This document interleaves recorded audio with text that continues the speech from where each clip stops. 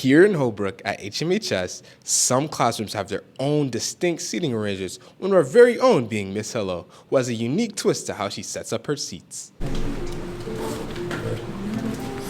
So I like to do a U shape. I think it's important that everybody in the class can see each other's faces. I feel like it makes a better community in the room and for the class, just to kind of have everybody be able to see each other and be involved in discussions. It's valuable for students to be sitting next to multiple other people, and it's helpful to them to be able to, again, like see everybody and feel like a community, everybody is included.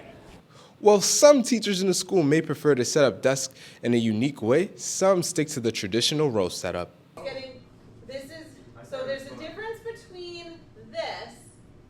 I think there's probably fewer distractions in a traditional structure or setup for a classroom. There aren't people who are immediately next to them who might be doing some things that they shouldn't be, as far as maybe looking at their phone, or if they're fidgety type of students, that could be a distraction. If they're not immediately adjacent to them, it might be a little bit easier for students to focus.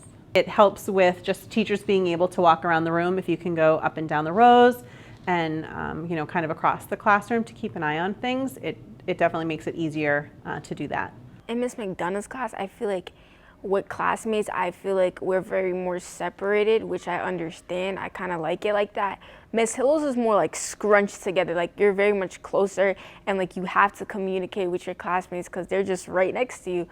But I feel like both classes are just really good, and I feel like either way we communicate with our classmates very well. It helps with getting to know students when they're in kind of traditionally grouped classrooms. If they're in rows, you can arrange it, get to know them a little bit better. I think it focuses more on independent work for students as opposed to collaboration. So if they're working independently, it kind of promotes that process.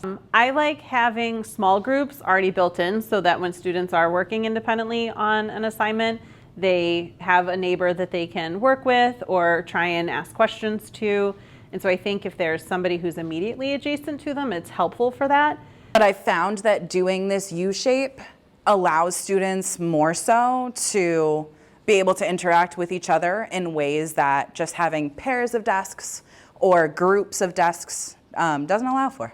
That's all from me. I'm Train Cruz reporting for Code Blue News.